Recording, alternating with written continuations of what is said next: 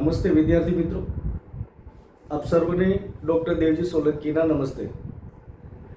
અર્વાચીન ગુજરાતી સાહિત્યના ઇતિહાસમાં આપણે ગુજરાતી ભાષાના ગૌણ સર્જકોનો અભ્યાસ કરી રહ્યા છીએ. આજે આ ગૌણ સર્જકોનો 9 જેટલા ગૌણ સર્જકો જે છે કે એમનો સામાન્ય આપણે પરિચય મેળવવાનો છે અને એમનું જે કંઈ સાહિત્ય સર્જન છે તો એમનો પણ પરિચય આપવાનો છે. અર્વાચીન ગુજરાતી સાહિત્યની અંદર વિવિધ યુગ વિભાજનની અંદર આ ઇતિહાસને વિભાજિત કરવામાં આવ્યો છે. એમાં આપણે પંડિત યુગની વાત કરી રહ્યા છીએ અને આજે આ પંડિત યુગ જે છે એ આ 9 સર્જકોનો આપણે પરિચય મેળવીને અહીંયા આપણે પંડિત યુગ પૂર્ણ કરીશું. આ સર્જકો કે જેમણે ઇતિહાસના કેટલાક ગ્રંથો લખ્યા છે, નાટ્ય ક્ષેત્રે પણ એમનું યોગદાન રહ્યું છે અને કેટલાક એવા ગૌણ ગદ્ય લેખકો છે કે એમનું પણ આ ઇતિહાસ ઘડવામાં એ અનેરું યોગદાન છે. તો ચાલો મિત્રો, આજે આપણે આ ગૌણ જે ગદ્ય સર્જકો છે, ઇતિહાસકારો છે અને સાથે નાટ્યની અંદર પણ એમનું જે યોગદાન રહ્યું છે એવા સર્જકોનું આજે આપણે પરિચય મેળવીએ. તો નાટ્ય લેખકોની જો આપણે વાત કરીએ તો ડાયાભાઈ ધોળસાજી કે જેમનો જન્મ 1867 અને એમનું નિધન 1902ની અંદર થાય છે. ડાયાભાઈ ધોળસાજી કે જેઓ આપને વીર વિક્રમાદિત્ય, અશ્રુમતી, ઉમાદેવડી, વીણાવેલી અને મોહિની ચંદ્ર નામના એ નાટકો આપે છે. અને અહીંયા એક આ નાટકોની અંદર એ યુગલ ગીતોની રજૂઆત જે છે સૌપ્રથમ એ રંગભૂમિ ઉપર એની એ લાવે છે કે રંગભૂમિની અંદર જ્યારે નાટકો ભજવાય તો એમાં યુગલ ગીતો પણ હોવા જોઈએ. એટલે નવી જે શરૂઆત જે છે એ ડાયાભાઈ ધોળસાજી કરે છે. તો એમના આ નાટકો છે ખૂબ જ પ્રખ્યાત છે. વીણાવેલી નામનું જે નાટક જે છે એ પણ એ સમયમાં ખૂબ જ એ સુખ્યાત હતું. ત્યારબાદ બીજા એક નાટ્ય લેખક છે વાઘજી આસારામ ઓઝા. આ વાઘજી આસારામ ઓઝા જે છે એમનો જન્મ 1850ની અંદર થાય છે અને નિધન એનું 1896માં થાય છે. ધાર્મિક, પૌરાણિક અને ઐતિહાસિક વિષયો લઈને એમણે કુલ 25 નાટકો લખ્યા છે કે જેમાં ધાર્મિક બાબતો જે છે, કથા વસ્તુ અલગ અલગ લીધું હોય ઇતિહાસ અને પુરાણોમાં, અને 25 જેટલા નાટક જે છે એ આપને વાઘજી આસારામ ઓઝા પાસેથી મળે છે. ત્યારબાદ એમના નાટકોની વાત કરીએ તો ખૂબ જ એમના પ્રખ્યાત નાટકો જે છે જગદેવ પરમાર, સીતા સ્વયંવર, રાણક દેવી, ચાપરા ઝાડો અને ભર્તુહરી નાટક જે છે આ એમના એ જાણીતા નાટકો રહ્યા છે. અન્ય સર્જકોની આપણે વાત કરીએ તો પંડિત યુગના ગૌણ સાહિત્યકારોમાં કવિ નથુરામ સુંદરજી શુક્લ 1861માં એમનો જન્મ થાય અને 1922ની અંદર એમનું નિધન થાય છે. તેઓ કવિ નથુરામ સુંદરજી શુક્લ જે છે એ નાટ્યશાસ્ત્રના એ ઊંડા અભ્યાસી હતા. તો બિલ્વ મંગળ નાટકે તેઓને ખ્યાતિ આપી. એ સમયમાં એમણે બિલ્વ મંગળ નામનું એક નાટક લખ્યું. એ ખૂબ જે છે એ પ્રચલિત થયું હતું. એમના નાટકોની વાત કરીએ તો નરસિંહ મહેતા, ભક્તિ વિજય, મહાશ્વેતા કાદંબરી, ભક્ત સુરદાસ, સૌભાગ્ય સુંદરી. અને આ સામાજિક પ્રકારનું જે સૌભાગ્ય સુંદરી નાટક જે છે એ ખૂબ પ્રશંસા પામ્યું હતું અને ભાવક વર્ગ જે છે એના તરફથી ખૂબ જ સારો એવો પ્રતિસાદ એ સૌભાગ્ય સુંદરીને મળ્યો હતો.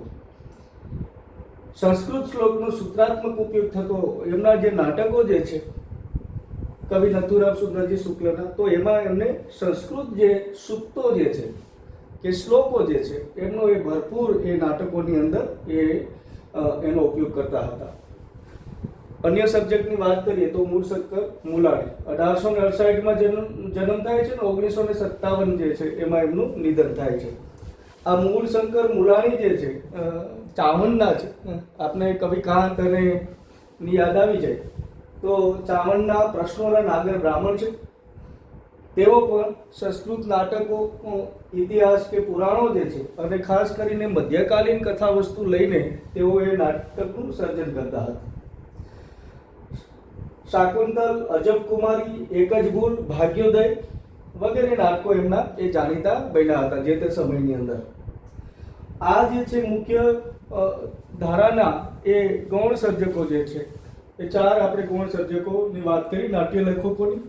હવે આ નાટ્ય લેખકોની વાત કરીએ તો આગળ આપણે ઇતિહાસ લેખકો કે જે ગુજરાતી સાહિત્યના ઇતિહાસની એ ભૂમિકા બાંધી આપે છે. તો બે ઇતિહાસકારો કે બે ઇતિહાસ લેખકો એમની આપણે વાત કરીએ તો કૃષ્ણલાલ મોહનલાલ ઝવેરી. કૃષ્ણલાલ ઝવેરી તરીકે આપણે એમને ઓળખીએ છીએ. 1868માં એમનો જન્મ થાય છે અને 1956ની અંદર એમનું નિધન થાય છે. જેઓ ફારસી ભાષા અને સાહિત્યનો ઊંડાણથી એમને પરિચય હતો.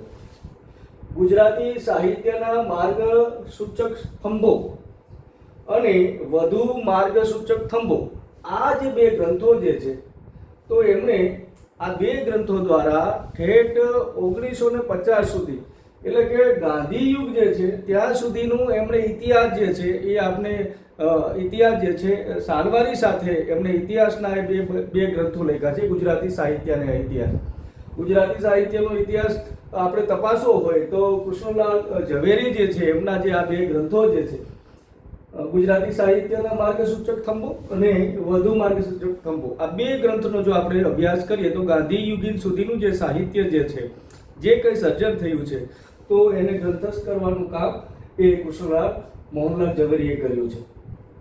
એટલે એમણે ગાંધી યુગ સુધીનો ઇતિહાસ આપવાનો પ્રયત્ન કર્યો છે. ત્યારબાદના સર્જક છે ઇતિહાસ લેખક હિંમતલાલ ગણેશજી અંજારિયા. એમનો જન્મ 1877માં થાય, 1972માં એમનું નિધન થાય. જેઓ મુંબઈ યુનિવર્સિટીના આરંભકાળના સ્નાતક હતા.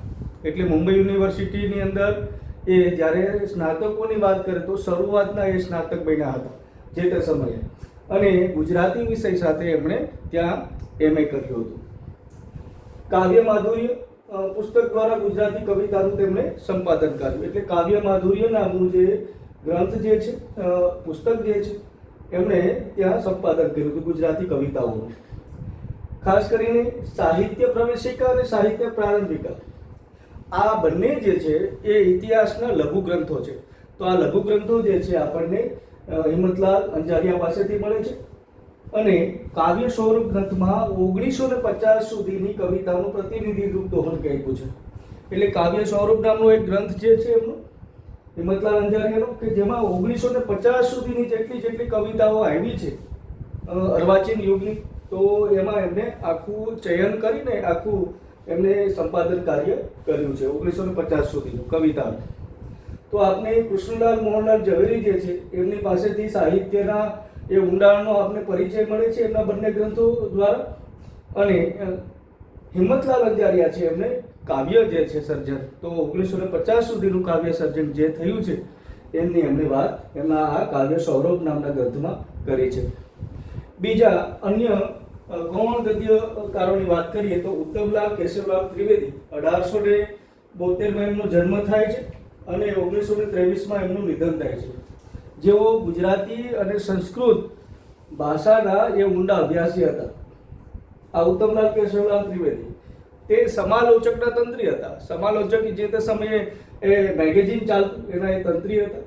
પછીથી વસંત જે યુગ ધર્મ છે અને સમાલોચક, આ જે ત્રણેય મેગેઝિન છે એમાં એ લેખ લખતા. અને ટિળક જે લોકમાન્ય ટિળક છે એમનું ગીતા રહસ્ય નામનો જે ગ્રંથ છે એમણે પણ એના ગ્રંથનો એ અનુવાદ કર્યો છે. સાથે ઉત્તમલાલ ત્રિવેદીની ગદ્યરીતિ, આ સંપાદન અત્યારે હાલ ઉપલબ્ધ છે. એટલે ઉત્તમલાલ ત્રિવેદીની જે કંઈ સાહિત્ય સર્જન કર્યું છે એમણે સંપાદન કર્યું છે એના જે લેખો છે, ખાસ કરીને એ આ ત્રણેય મેગેઝિનની અંદર વસંત, યુગ ધર્મ અને સમાલોચક એમની અંદર જે લેખ લખતા એનું સંપાદન કાર્ય એ ઉત્તમલાલ ત્રિવેદીની ગદ્યરીતિ નામના ગ્રંથમાં મળે છે.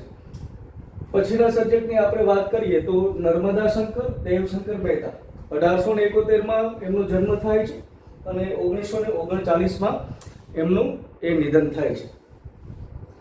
હિન્દુ તત્વજ્ઞાનનો ઇતિહાસ અને ઉપનિષદ વિચારણા ગ્રંથ, આ જે ગ્રંથો જે છે આપણને નર્મદા શંકર દેવશંકર મહેતા પાસેથી મળે છે. શાક્ત સંપ્રદાય વિશેનો એમનો એક ગ્રંથ જે જાણીતો છે. તો આ ગદ્યકારો જે છે એમાં નર્મદા શંકર દેવશંકર મહેતા, હિન્દુ તત્વજ્ઞાનનો ઇતિહાસ અને ઉપનિષદ વિચારણા અને શાક્ત સંપ્રદાય, આ 3 ગ્રંથો જે છે આપણે નર્મદા શંકર મહેતા પાસેથી મળે છે. ત્યારબાદ છગનલાલ હરિલાલ પંડ્યા 1859માં એમનો જન્મ અને 1936માં એમનું નિધન થાય છે. કાદંબરીનો અનુવાદ, ખાસ કરીને બાણભટ્ટની જે કાદંબરી જે છે તો એમનો એ અનુવાદ જે છે એ છગનલાલ પંડ્યા જે છે આપને એ અનુવાદ એમની તરફથી આપણે મળે છે. અને ગૌણ ગદ્યકારના છેલ્લા સર્જક એટલે અમૃત કેશવ નાયક, એમની પાસેથી એક નવલકથા આપણને મળે છે. ખૂબ જ જે તે સમયે લોકપ્રિય બની હતી અમૃત કેશવ નાયકની આ નવલકથા. એ નવલકથાનું નામ છે એમે બના કે ક્યું મેરી મિટ્ટી ખરાબ કી. આ એમે બના કે ક્યું મેરી મિટ્ટી ખરાબ કી, આ જે નવલકથાના સર્જક એટલે અમૃત કેશવ નાયક. તો આ હતા આપણા પંડિત યુગના ગૌણ સાહિત્યકારો, ગૌણ ગદ્ય લેખકો, ગૌણ ઇતિહાસ લેખકો, ગૌણ નાટ્ય લેખકો. મિત્રો, અહીંયા આપણે પંડિત યુગ જે છે એ પંડિત યુગનું સાહિત્યનું સર્જન અને એના સર્જકોની વાત આપણે અહીંયા પૂર્ણ કરીએ છીએ. હવે આપણે નેક્સ્ટ વિડીયોની અંદર આપણે 1915થી શરૂ થતો એ ગાંધી યુગ જે છે એ ગાંધી યુગીન જે સર્જકો થયા છે એ સર્જકોની આપણે વાત કરવાનો ઉપક્રમ રહેશે નેક્સ્ટ વિડીયોની અંદર.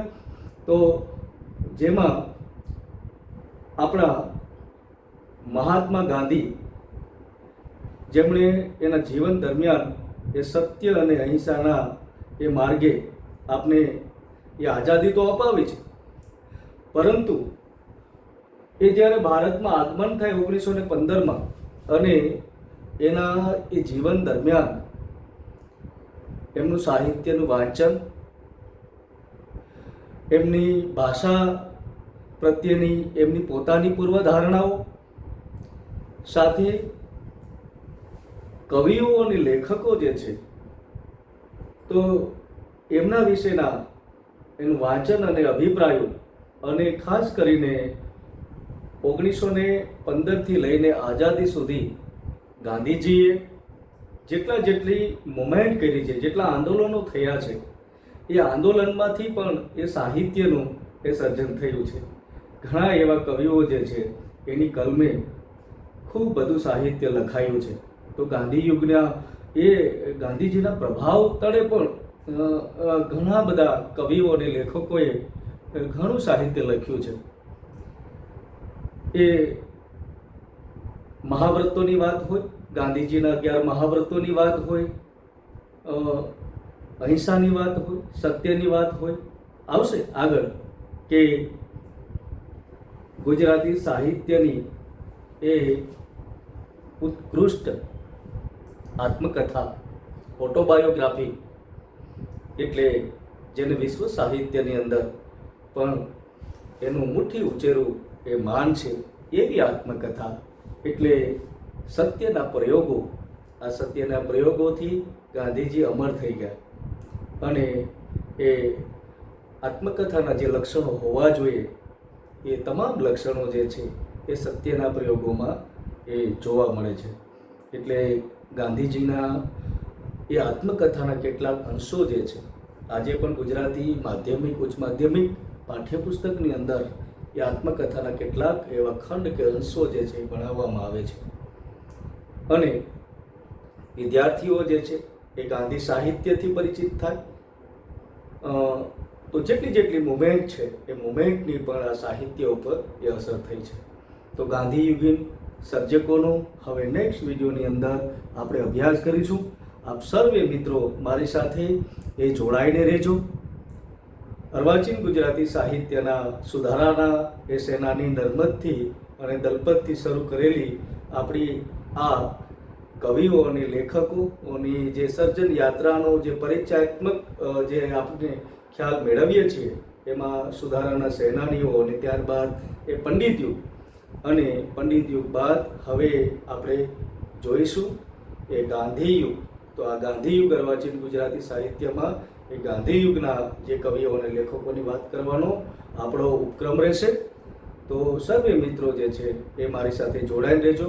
મારા વિડીયોને શેર કરજો, લાઈક કરજો, સબસ્ક્રાઈબ કરજો અને અન્ય વિદ્યાર્થી મિત્રો જે પરીક્ષાઓની તૈયારી કરી રહ્યા છે કે જેમાં ગુજરાતી સાહિત્યનો ઇતિહાસ એક સર્જક રૂપે, સાહિત્ય સર્જન રૂપે એમને એ પરીક્ષા આપવાની હોય ત્યારે આ બધા કવિઓ અને લેખકોની વાત આવે છે તો એમને આ મારા વિડીયો એ ખૂબ ઉપયોગી થશે. તો આપ સર્વે મિત્રો મારી સાથે જોડાઈને રહેજો.